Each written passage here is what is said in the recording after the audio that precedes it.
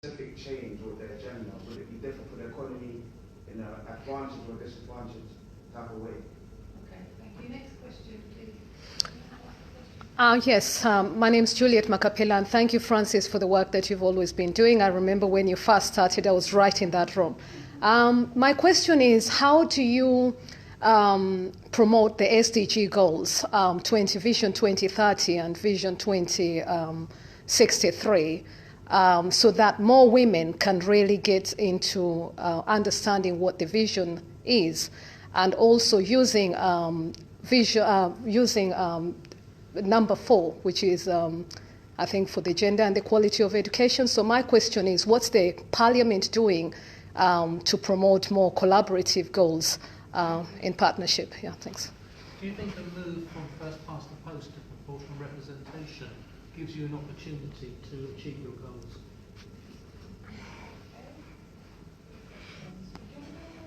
So I pick up that last one. PR tends to favour to produce better gender representation, you're right. In other countries that's true. For various reasons, list of systems and so on, it's just easier to get more women elected. I'm not aware that we're proposing a move to that though, unfortunately. So, although, who knows, all sorts of things are changing. SDGs are absolutely very important. Our whole mission is about eliminating discrimination against women, and that certainly fits with the SDG goals. I think the key thing is holding the UK government to account for them, because at the moment we tend to think of them as sort of other people's goals rather than UK government goals. Actually, sustainable development goals are all governments and including and well, what we get distributed representation. We get fairness and equality, which is morally right, but we also get better politics, better decision making, and so on. So I think we get better outcomes very quickly. Yeah, I would redesign democracy, definitely. I mean, if you're going to have a constituency-based system, like half the number of constituencies and have 2 seats per constituency, one for a man and one for a woman. I mean, historically we had 2 seats per constituency. Of course, I would agree with PR, as Sam says, it tends to lead better results, but none of that's going to happen. That's why we've taken the action that we think will work, or at least have some impact, which is the Ask Her to Stand campaign. And we will be watching how many women are allocated political seats, and calling the parties to account. I mean, we know women who stood or tried to stand 19 times, come second twice. There are women repeatedly knocking on these candidate selections, and they don't have horns on their heads or anything. I mean, it's really strange that these enthusiastic people who are participating actively in politics are not being selected. And it's down to some prejudice. So that's why we're not actually we're not fighting for democratic reform, because there are other people doing that, we support them, but we're taking the action that we think might work. When it comes to diversity, the point really is that men and women are different. I completely agree with you there, and I understand. I think absolutely that men and women have different priorities, but they're both important, and our experiences are as relevant. And the issues that matter to women are as important as the issues that matter to men. And in fact, if we all want to be, we don't want women turning into men in order to succeed in society, either financially or parliamentarily.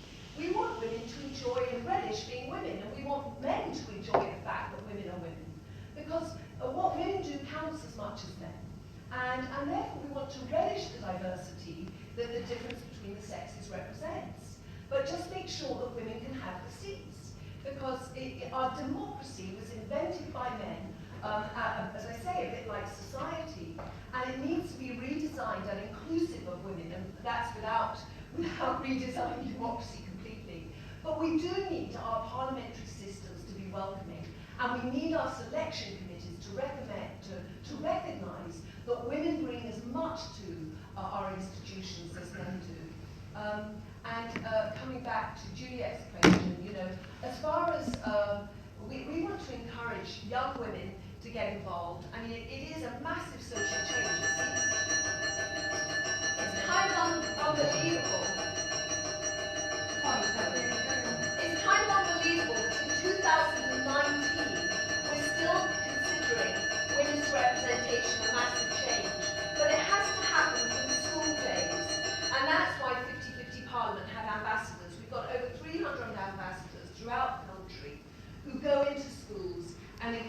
young women and girls saying, you know what, Parliament's the right place for you too, and you can participate when the time is right.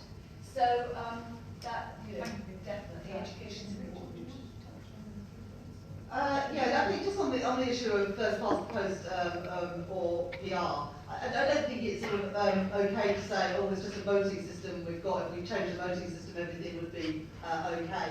We can make changes within the framework that we've got today, and we must, as Francis said. I would also just say on the constituency thing, if you talk to MPs, and perhaps particularly women MPs, about where they think they make the greatest difference as an MP, I suppose most of them would say at constituency level. So I'm not hugely in favour of having a fully proportional system that ends that link between the MP and their constituency, or doubles the size of a constituency, so that an MP has to represent twice as many people. I think that some of the greatest satisfaction you get out of being a member of Parliament is feeling you're making a difference to the community that you're elected to serve. I think that's an important part of a representative democracy.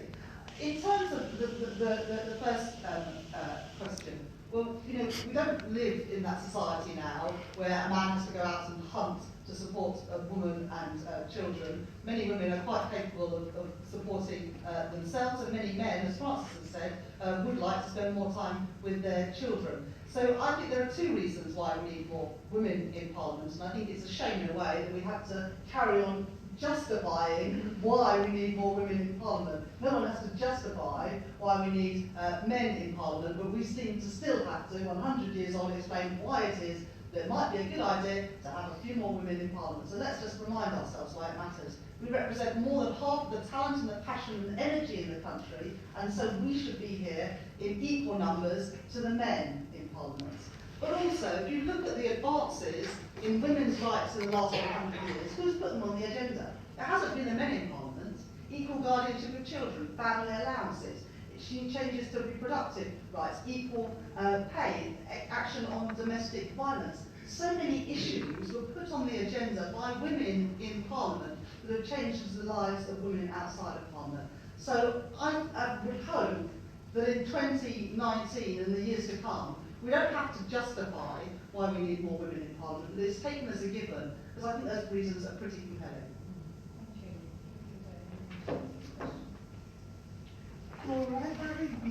Could rivalry and power struggle be the main reason why men are often selected? Because women tend not to agree most of the time.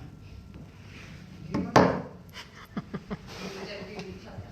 Sorry? You mean women don't agree with each other? Yes. Yeah, I wonder whether a part of the problem is both trying to chip away at again the rules of which we didn't set. And I do wonder whether, given women have been in the decision making of men for hundreds of years before we had our own representation, we shouldn't set a date by which we say, if this hasn't shifted, we should have an election where only women candidates can stand and campaign for that. Because it seems to me that if you play a game according to someone else's rules, you're always trailing, and maybe we should set our own agenda and put some pressure. Thank you. Lady at the back. Sorry, my question is similar to Louise's. So there is, Just speak up. I might be a little bit ignorant in asking, why are we constantly waiting for men to give us permission to do things? Why can't we just form a party that is just women so we can compete just like men? Because these institutions were made prior, and they're all very masculine, and all these masculine codes and patriarchy. So we could just create a matriarchy for ourselves. I mean, if we're equally, as good, which I believe we are, probably even better in some aspects, why can't we just do things ourselves? Why do we always need their permission? Right, thank you. That was 3 questions. No, one more. Yes, one. Yeah, we've had 3. Yeah, sorry. Rachel, do you think women support each other? Have you had any support? I think if you look at the history of women in Parliament and what's happening in Parliament today, all the evidence shows and history shows that women have worked together to achieve these changes across parties. So on the examples I've given on equal guardianship of children, on equal pay and family allowances, but also more recently on baby leave that Sam mentioned earlier. Harriet Harman, Labour, a woman MP, working with Maria Miller, a Conservative MP, and Jo Swinson from the Lib Dems, and Hannah Bardell from the SNP and others to deliver that change. And on the 29th of January this year, Julliet Makhapila was the first MP ever to vote by proxy in the House of Parliament. And when we had crucial votes just a few weeks ago on some of the Brexit legislation, when my side won by just one vote on stopping leaving without a deal, 3 people voted by proxy vote, and all of them voted the same way that I voted. And so I'm very grateful for proxy voting, because it ensured that the voices of all elected MPs can be heard in Parliament, and we don't exclude people because they happen to have had a baby in the days or the weeks, or in one case, I think the day before the votes took place. So the history of Parliament is women working together to achieve change. Now, I think in the early years it was because women found greater solidarity and comradeship from women in Parliament, whether they were from their own party or not, because many of them were ostracised or belittled by their male colleagues in their own political parties. But because, as Jo Cox said in her maiden speech, we have more in common than that which divides us, and women, I think, tend to work along those lines, try and build alliances to deliver change, because that's the way to get lasting change in our country. I've never waited for a man to give me permission to say or do anything. My values align with the values of the Labour Party, and that's why I put myself forward to be a Labour parliamentary candidate, and it's why Margaret Thatcher and Theresa May and others have put themselves forward to be Conservative Party candidates and MPs and ministers and leaders. The truth is, women's only parties, whether that was in the early years of suffrage or with the Women's Equalities Party today, don't get elected. And so, you know, and also, I'm here to represent the men in my constituency in Leeds West as well as the women. And I think that, you know, we should not be wanting to do something separate to what's happening in Parliament, but to play our full part in our parliamentary system, and to shape the political agenda and the political parties, and yes, form new parties when you think that there's a need to do so, but not to replace one type of inequality with another. You know, our country is made up by men, women, children in all types of different families, and politics should be giving a voice to all of them. Too many women have been ignored for too long, but I don't think the solution is to say we're going to do this without the men, because men also need a voice in politics, but we need equality, and that's what we're lacking today. Yeah, I think I'd echo that really. I mean, you know, we have a party system that's incredibly gained really in favour of the 2 main parties, and sort of allowing the Lib Dems and SNP and others to have some representation, but it's very difficult for small parties to break in. So the Women's Equality Party has been going for a number of years. You know, they're an established party now. They've got great leadership. They've had loads of profile, but they haven't had the breakthrough in terms of representation. And the system won't let them in, and that's fundamentally a problem with our party system. And I think even if you wanted to, what you've got articulated is the age-old tension within feminists: do you smash the patriarchy and just change the whole thing, or do you try and be represented alongside men and kind of incrementally, pragmatically drive change from within the system, within the rules that they currently are framed, which are rules that have been shaped primarily by men. And that's a very difficult choice, because actually if we try and do the smash the patriarchy thing and say, well, have women only candidates and set up our separate party, we won't break through. That's the honest answer. But, you know, and I agree with Rachel, I want change now, and I want equality now, and I want women's lives to get better now, rather than be able to sort of Nirvana in 50 years' time. I'd rather get that change now, and that means playing within the system that we currently have. But we can get that change. There are countries where women are equally represented. We had equal representation in the Welsh Assembly, actually, when it was first formed, 50-50 women's representation there. So it can be done. It can be done. We can do it again, but we do need intention to make that happen. I completely agree with Rachel regarding collaboration and women working together. My experience of 50-50 has been that we've had incredible cross-party support, and it's been really wonderful working with women from across the parties collaborating and supporting each other. Having said that, of course, women like men have different opinions politically, and it's important that we respect those differences, and that's perfectly normal. That's why it's quite fascinating to watch the Brexit debate and see fairly loud, at last, women voicing their opinions fairly loudly on different sides of that debate. It was quite interesting. Before the referendum, most of the coverage was actually of men's opinions of Brexit. Women had about 23% of the coverage. But since the referendum, women have been articulating themselves much more about that issue. So coming back to the WEC issue, the problem with a women's-only party, which is sort of fighting for women's issues, is that actually women need to be involved in all the major decision-making. And women's issues, of course, I don't even like to call them that, because women's issues are men's issues. I mean, they're people's issues. Parenting is a people's problem. It's not just a women's problem.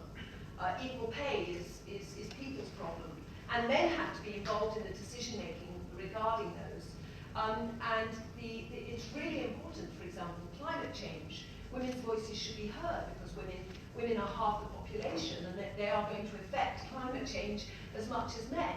So women need to be involved in all the major decision-making, the economy, welfare, health, because it's our world too. So I don't like actually segregating women into parties. And actually, Sam just said, unfortunately, our parliamentary system and our democratic system doesn't actually favour that kind of approach, sadly. So the Women's Equality Party probably won't obtain any seats, won't win any seats, which is why our Ask Her to Stand programme, we're actually working with all the parties to ensure that women are given winnable seats, because we want women at Westminster, we want women to have equal seats and equal say.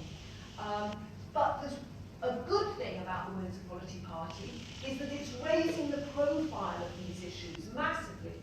So just like UKIP has not gained many seats, but it's massively affected this country and raised the profile of its agenda, and in the, hopefully in a more positive way, the Women's Equality Party will raise the agenda regarding women's issues, and MPs or candidates who start to campaign on those issues might be able to gain more votes from women if they start articulating those particular policies. So it's not to say that the party isn't useful, it's useful, but the sadness is it probably won't gain any seats because of our parliamentary system. Thank you. Right, was there a question? Do you want to ask a question? Okay, so this year marks the centenary of women lawyers. If you were to suggest one law that would help the agenda for women within Parliament in other areas, what would you say? Another question? Anybody else? Was there a hand at the back there? Okay. Perhaps a more light-hearted question. It's perfectly possible in the next year that the current leadership of the Labour and Tory party may well change. Can you think of people who would potentially put their hats into the ring to be the leader of those two parties, who would be more favourable, more conducive towards all women's shortlists, either as the head of the Tory party or as the head of the Labour party? We'll go with that first, and then we'll come back. Yeah. I think I'm going to have to ask these Yeah. questions anyway. Right? Yeah. Let me. But I'm not sure. Let me ask the second question. In terms of the Labour Party has never had a woman leader. We've had two women as deputy leaders, and both of them acted as leader. Margaret Beckett, when John Smith died in 1994, was acting leader briefly, and then Harriet Harman was acting leader in the Labour Party after Gordon Brown stood down as leader, and then after Ed Miliband stood down as leader. But it's a source of huge shame and regret for my party that we have never managed to elect a woman to lead. And I hope that in the next leadership contest of the Labour Party, the men will sit it out and allow another fantastic women in our parliamentary Labour Party to be leader, because this is long overdue. The party is supposed to be the party of equality, to actually get its act together and elect a woman as leader. And if I could choose a that woman for me today, I would vote for Yvette Cooper, who I think has shown huge leadership on the issue of Brexit over the last few months. Have you got time to stay, or you? Actually, I was going to say Yvette Cooper too. I think that would be a great choice. And it is a shame that Labour never had a female leader, because they had some great women. And I just don't understand it, because in fact they're doing such a great job in terms of female representation. But quite why they haven't chosen a leader from that cohort doesn't is unbelievable, really. Anyway, as far as the Conservatives are concerned, difficult to say. I mean, Amber Rudd, but I'm not sure that she will be for all the shortlists. I think they made it fairly clear, the Conservatives, they made this 50-50 candidates list, which I definitely think is an improvement, because I think once you see women on the platform, it moves away from this kind of cardboard cutter, cookie cutter thing. But at the end of the day, it'll be the electorate to decide which kind of party they want to choose. And I think this is what's really quite exciting about our current politics. Change UK is a very different looking party, and it is in fact, more than 50% women. It's looking diverse, it's very clear and very articulate, so I think they're representing a choice. They're going to be a choice in the EU elections. So politics is changing at the minute, and that's exciting. And the old established parties are really going to have to think. And this is the difference between Change UK and WEC. Change UK already have MPs with seats, and it'll be interesting to see whether the electorate support them when they campaign under a different banner. So yeah, those are my thoughts on that. Law for women in Parliament. I didn't quite understand your question. So my question is, if you were to suggest a law, and it doesn't have to be on women in Parliament, just assist women in general, whatever that could be. So it could be a law against the abuse of women in Parliament, so anything that could. Okay, because I'm so passionate about parenting and for men to be able to get involved in parenting, I think the parenting burden should not just fall to women, and that actually men and women should have equal right to parenting leave, and it shouldn't be transferable. And this is what they've done in Norway, because the problem is for women, I mean, I am a woman. When you reach a certain age 27 or so, you're childbearing and you're walking with a marriage ring, you've got this parenting penalty, this little thing sitting on your shoulder. And like it or not, employers have a view about what you're going to be doing and whether you're going to be taking parenting leave, and the burden that it might place on them. And I think men and women should have that. It's an equal responsibility. So I would like to see that kind of legislation, and I think it would make a massive difference to men and women in the country and to our children. It's a great question. I've got lots of things I could say in response to that question. I'd say important targets for parties, actually, or protests, if you like. Women's Policy Committee said if we didn't achieve improvement in women's representation, we should have a forcible 45%, I think is what they said, in terms of women's representation, so I think we could go down that route. 50 years next year since the Equal Pay Act, and I think it's long overdue for reform or equal pay legislation. There's many things that can be done to improve access to pay, which fundamentally women don't have at the moment. And much more than that. A duty on employers to prevent discrimination and harassment, to really balance power in the workplace is another one, as well as endorsing what Francis just said. I just want to say two quick things. I think in terms of leaders of parties, I don't think the leader of the Conservative Party needs to be a woman. I think they don't have a major problem with whoever takes them from Theresa May when that appointment comes. All kinds of reasons, not to do necessarily with the fact that it's the man, it's actually more to do with the colour of their politics, but that's more to come. I think probably much as I love Yvette Cooper and I'm a big fan, I think she isn't like to be elected either, in terms of the Labour Party, and probably more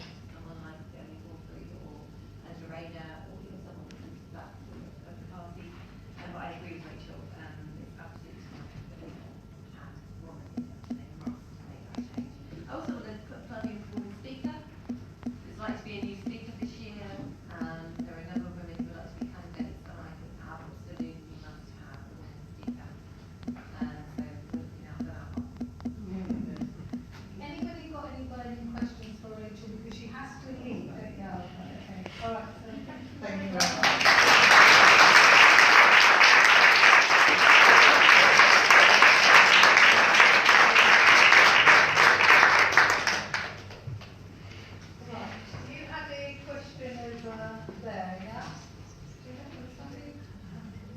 Question.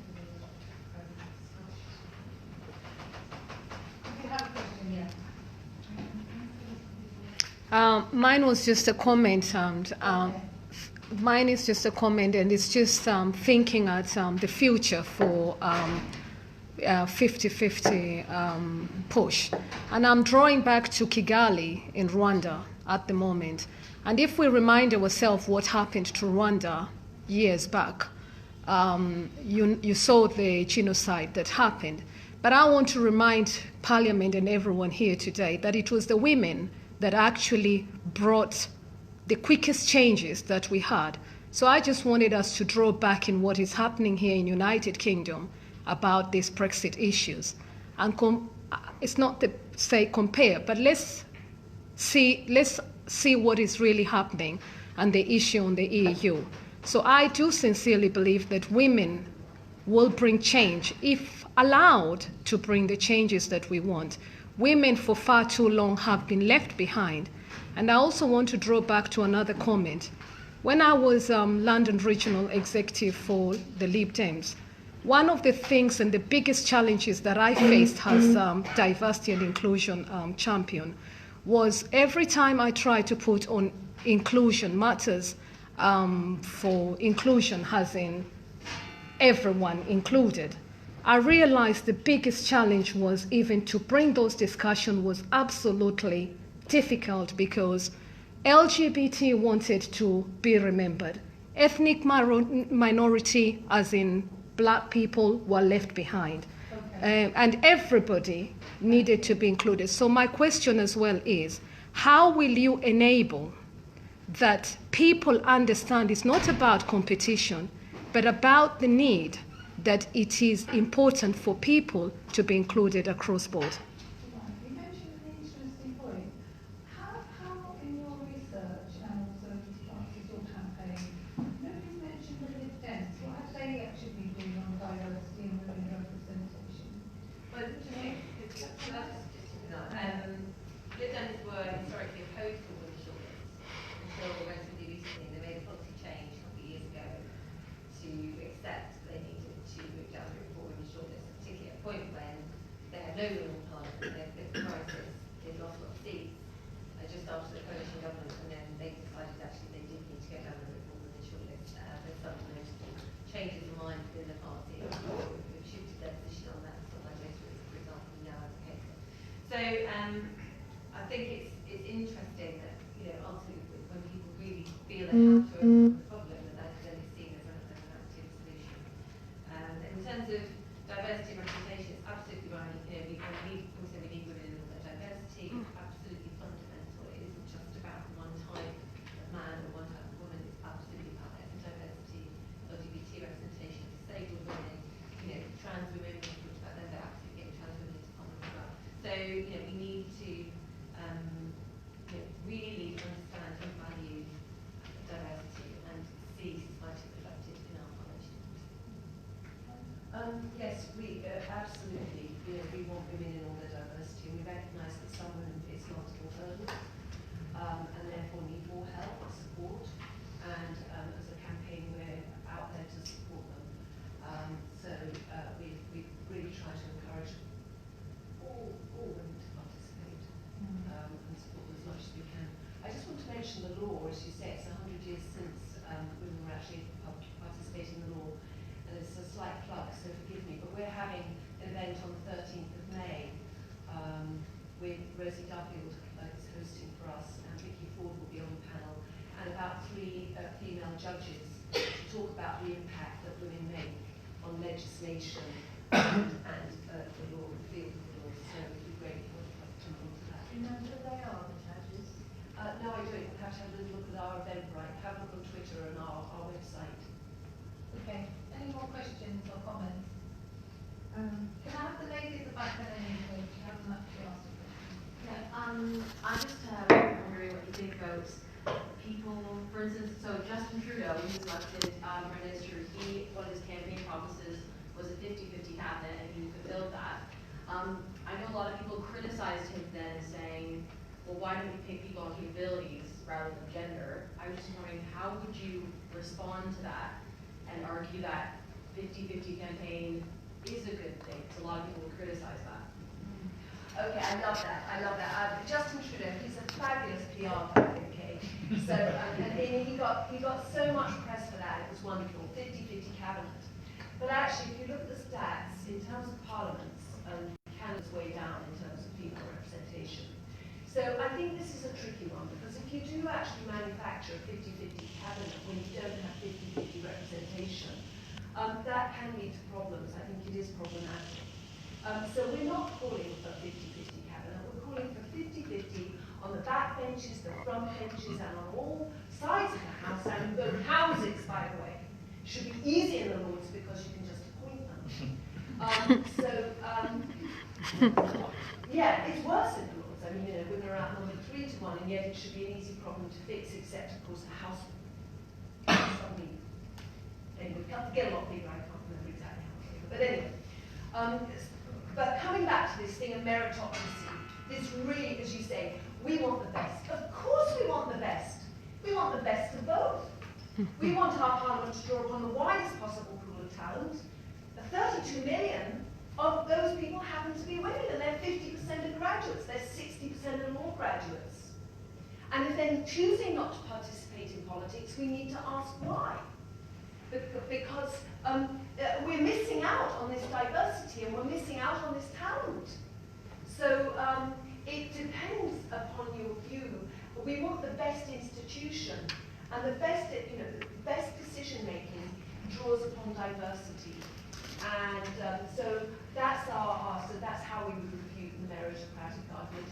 And I think I applaud really what Justin Trudeau is trying to do, and he's a proud feminist and all that. That's great. But he needs to get his backbenches full of women too. On the meritocracy point, we don't select people on merit now. We're meant to disproportionately represented. That isn't because of merit, right? That's because of the system that's getting their rate rise. Fundamentally not meritocracy. So we have to crack that argument the other way around and say, we'd all love people to be selected on merit, so let's change it into a merit. And that's easy for us.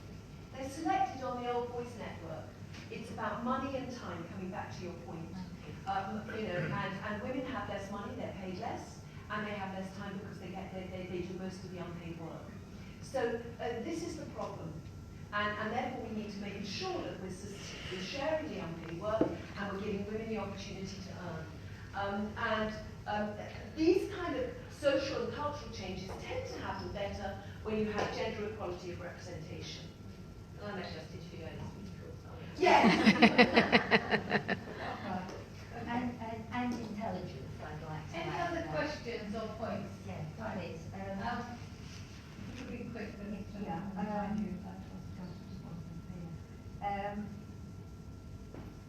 two things, housing law and health.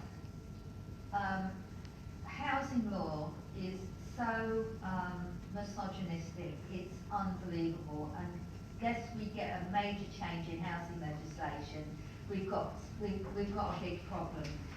The other thing is, I just wondered whether there was anything bubbling in the background on the agenda about the recent withdrawal of funding to the NHS for complementary medicine, herbal medicine. There are a number of things that they will not pay for, and under Article 8 under the Human Rights Act. We're going to, at the end of this meeting, we're going to have a networking, so we can discuss those points now, because this is more on women representation.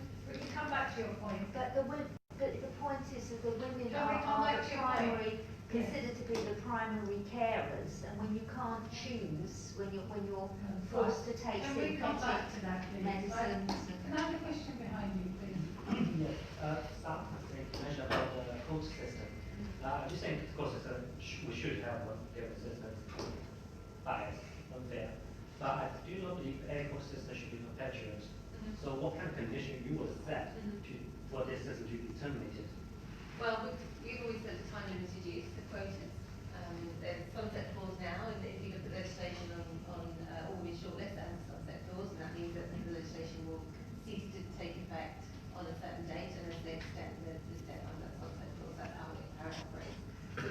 argue that it's an intervention, it's an imperfect intervention. You would rather not have to use it, but in order to overcome bias and discrimination that's inherent in the system you're dealing with, you need an intervention like that. We put the type of thing in place, and then we review it.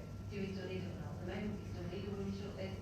Labour Party use them, the Dems start to use them. The reason for that is we have still that imbalance in representation. As Rachel said, when we don't have a women's shortlist, it falls back. So until we can get to a place where we don't need them, we need them to be there. In fact, we've had all men shortlists forever. So, a few years of all women's shortlists, coming back to this point of a women's only election, yes, let's have an election where it's only women on the shortlist for the seats that become available. Even the Conservatives have had women's shortlists in some cases because the best candidates have all been women. I mean, surprise, surprise. So, yeah. Any other questions now? Do you want to ask a question? Yeah. Thank you. I have one question. Are you people in collaboration with other charities beyond UK? Because why am I asking this question is one. Today, in the parliamentary politics globally, Yep. whereby you need to have other women beyond United Kingdom Correct. that have to rise up, into their seats together. Because at one time, your decisions will be determined by other decisions outside the United Kingdom. So are you in collaboration with other charities or other organizations that, have the same values and visions? Yes, actually, through the British Council, we've recently been invited to speak to a group of Lebanese women who completely love what we're doing and have started to implement some of the ideas in Lebanon. At various meetings, I've met with women from other countries. But to be very honest, there's so much to do here that there's not really, I don't know the time or the resources. I mean, we're unfunded at the minute. It's just volunteers. So we're in a difficult position. But the wonderful thing is that we work closely with the Forces Society, who've been incredibly supportive, and the Centenary Action Group, and the Joe Cox Foundation. There are many other charities out there who are supporting us, and collaboration is key, you're absolutely right, and I would love it. We would love this all to be much more international.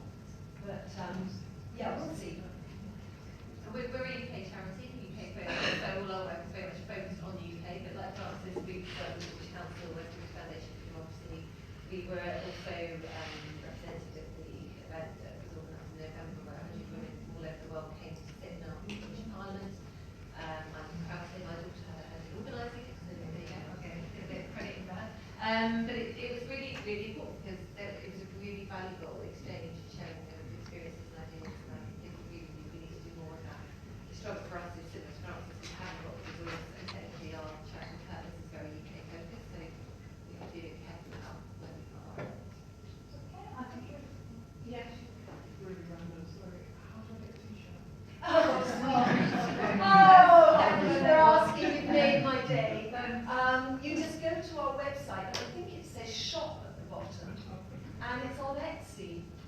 Yeah, and we've got a little shop manager now who's a volunteer, but she loves it when we get orders. She puts them in an envelope and she'll send it to you. Okay.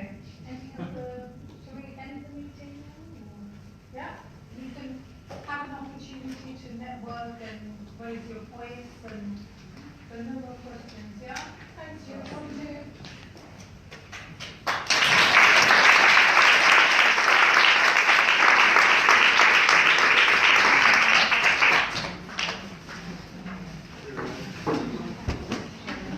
Sorry? Sorry? Do you want to say something? No, I'm okay, thanks. Have you recorded the whole thing? Where are you from? What organisation? Francis. Oh, you're one of Francis's? Yes. Right, you were. So just Global Network One and of course 50-50 Parliament. Very, very interested in women's politics, and I tell you what, it's absolutely been wonderful here in Parliament just to see the participation of people wanting women to get into parliament. So talking to you live here in London, UK Parliament, Portcullis House in Wilson Room here today. Well done to everyone who's attended. Many, many thanks for coming in to push and of course listen to the debate of Women in Politics Parliament. Your one and only Julliet Makhapila here in Parliament. And thank you to all the MPs who have answered all the questions. We appreciate you, and thank you so much to Global Net 21 for the work that you're doing. And of course, Francis, lovely to see the work that you're doing as usual. Your one and only Julliet Makhapila. Thank you. See you later. Will women be in Parliament? How do we look after women is a question I'm also asking. And of course, many other groups in the community. Let us be the people and change that we want. Yeah.